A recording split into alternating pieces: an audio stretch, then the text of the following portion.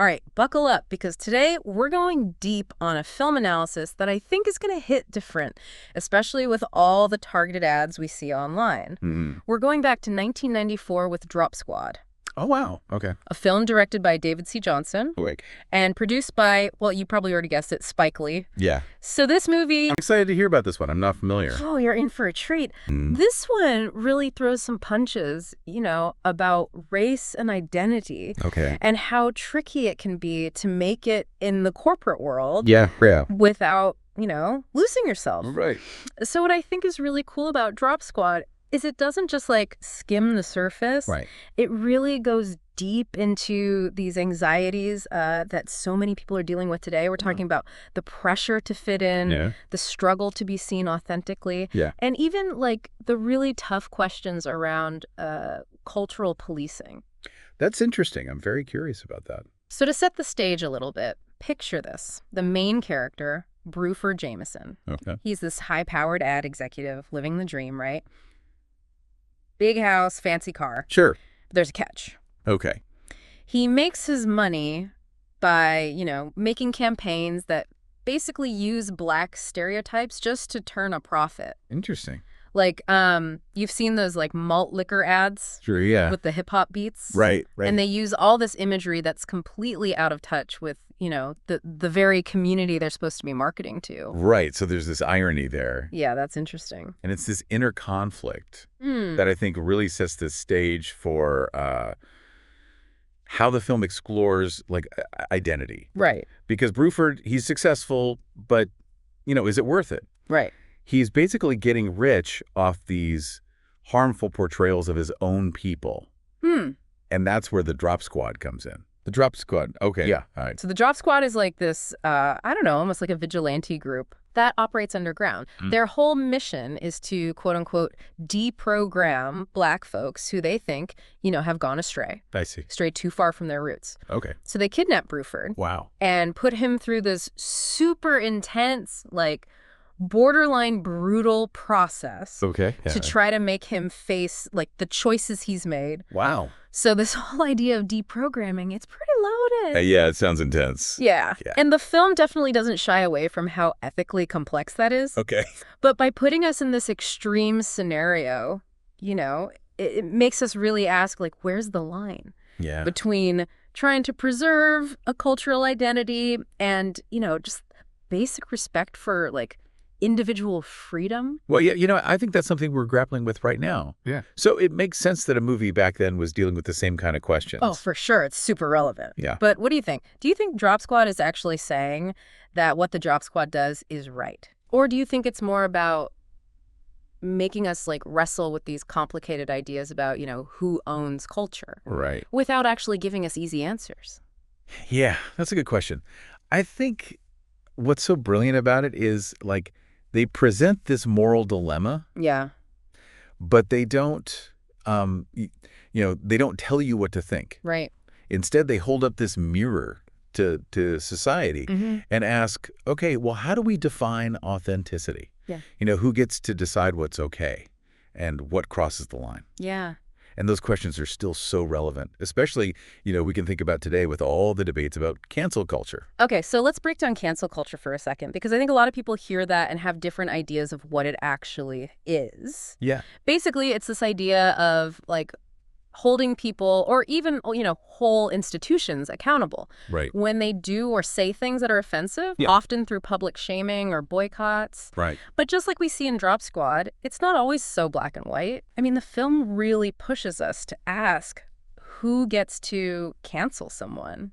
Is this a community, stepping up to protect its values? Right. Or does it turn into a way to silence people you don't agree with? Right. And where does individual accountability come in? Right. It's complicated. It's very complicated. And I think it's, especially with cancel culture, it's are we talking about consequences or are we talking about actual change and personal transformation? Yeah. And this whole conversation about cancel culture feels like it just flows directly from, the things Drop Squad was exploring, especially when you think about the pressure to conform to certain expectations within your community. Yeah. I think the movie is really about conformity. But it doesn't just, like, focus on that personal level. It also goes after corporate America. Ooh, yeah. Like, it really skewers this hypocrisy. Right. Where you have these companies profiting off Black culture, but they're not doing anything to actually help Black communities. Yeah, like that scene where Bruford is pitching this ad campaign, and he's using all this hip-hop imagery to sell malt liquor. Right. And it's so obvious that he's completely detached from the real lives of the people he's targeting. Right. It's all just a show, right? Yeah. Don't you feel like you see that kind of cynical marketing, like, everywhere today? Oh, yeah, definitely. I mean, it's like Drop Squad predicted this whole trend Right. of what we call performative allyship. Yes. Like, corporations jumping on the social justice bandwagon, but they don't actually back it up with real action. Yeah. It's like, how much are you really committed to this? Yeah, and the film is saying it's not just about the companies. Right. It's also about us. Us as consumers. Yeah, like we're all part of this system. And the movie really wants us to think about how we consume. Okay. And how we participate in this whole, commodification of culture. Right. Like, are we actually supporting real representation? Yeah. Or are we just buying into this, watered down, marketable version of it? Yeah. It's a tough question the film wants us to ask. That's powerful, and it makes me think about how much has really changed since 1994. Right.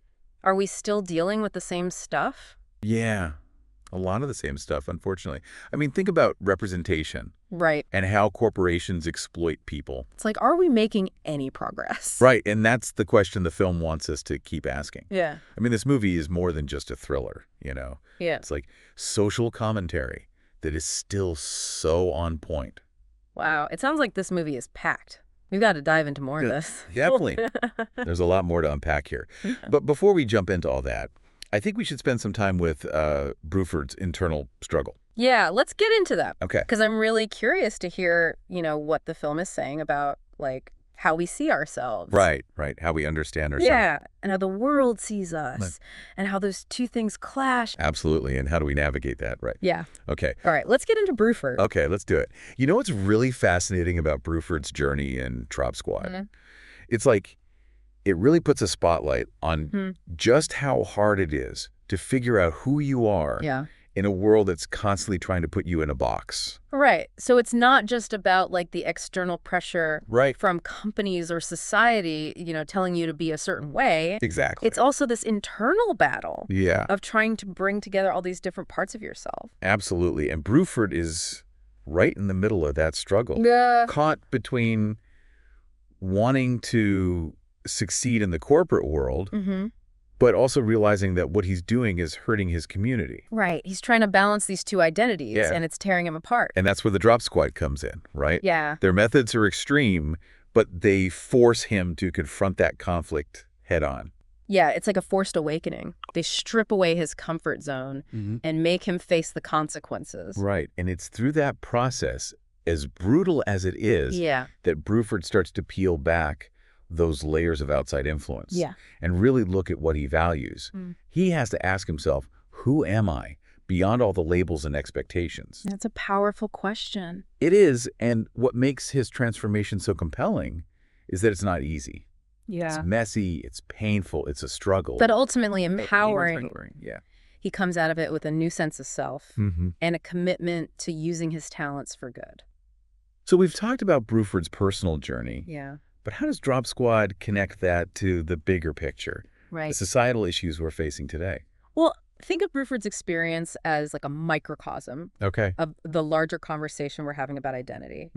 The film foreshadows so many of the challenges that we're still grappling with. Like what? Well, for instance, the pressure to code switch. In professional settings. Yeah, like you can't bring your whole self to work. You have to present this certain version. Exactly, even if it means compromising who you really are. And that's where the film's critique of corporate culture really hits home. It does. Because it exposes how companies will use Black culture for profit, but then marginalize Black voices within their own ranks. Like, they want the cool factor, right, but not the actual people. Exactly. It's all about profit, not genuine allyship.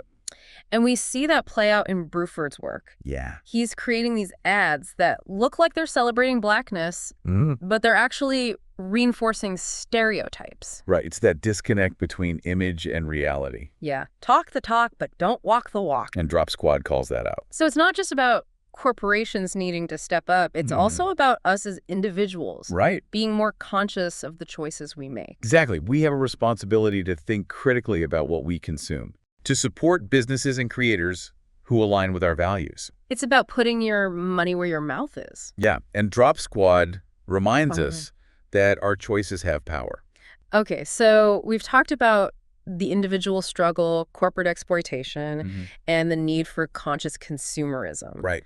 But there's another layer I want to unpack. Okay. The tension between preserving culture Yeah. and individual expression. Right. That's at the heart of the film's exploration of deprogramming. Yeah.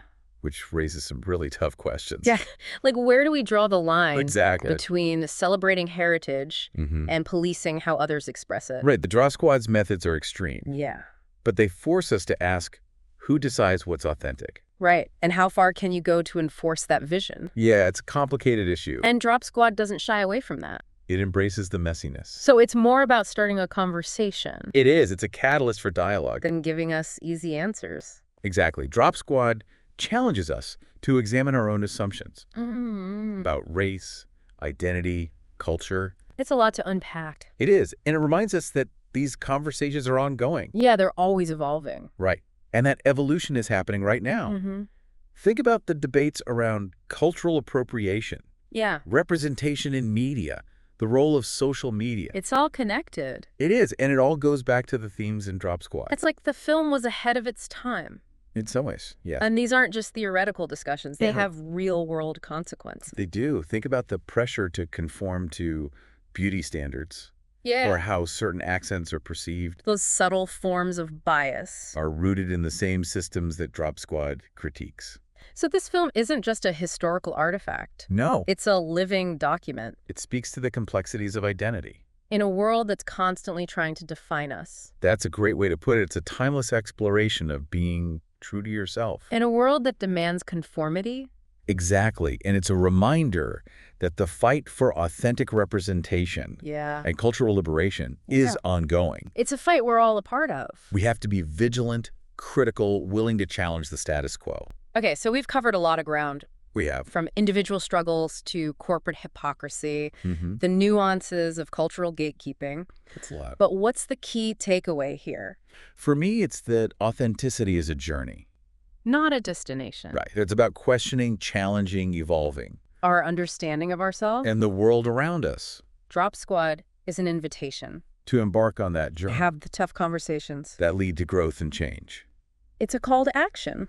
It is. Drop Squad is a provocation. Challenging us to think critically. About race, identity, culture. It's not passive entertainment. It's an active engagement. With these complex issues. And a reminder that we all have a role to play. In creating a more just and equitable world. Absolutely. We can't be passive observers. We have to be active participants. In the fight for liberation. I'm feeling inspired, ready to take action. That's great. But before we wrap up, Hi. I'd love to hear your thoughts on the power of storytelling. Ah, yes. As a tool for social change. One of the most powerful things about Drop Squad is that it entertains you while also making you think critically. It sneaks up on you. It does. You get drawn in by the thriller aspect. Yeah. Then bam. Yeah. These profound social commentaries hit you. And they stay with you. Long after the movie's over. That's impactful storytelling. It's not about preaching. It's about using narrative. To create empathy and a desire for change. So Drop Squad is more than just a film. It's a tool for social transformation. To all our listeners out there, I really hope you check out Drop Squad and, come to your own conclusion. It'll make you think. Yeah, this is a film that'll challenge you, make you think, and it'll stick with you. Yeah. Long after it's over. And as you watch it, maybe ask yourself, what's one little thing, even just one small step, that I could do today to, really promote authentic representation? Yeah. And challenge those harmful stereotypes in my own life. Right. It could be, starting a conversation, supporting a cause, amplifying voices that aren't heard enough. It doesn't have to be this big grand gesture. Yes. It's a small step. Exactly. Because change starts with each of us. Yeah. So let's keep talking about these things. Keep the conversation going. Challenge the way things are and work towards a world where, everyone feels seen, heard, and appreciated for who they truly are. Well said. Until next time, deep divers, keep questioning, keep learning, and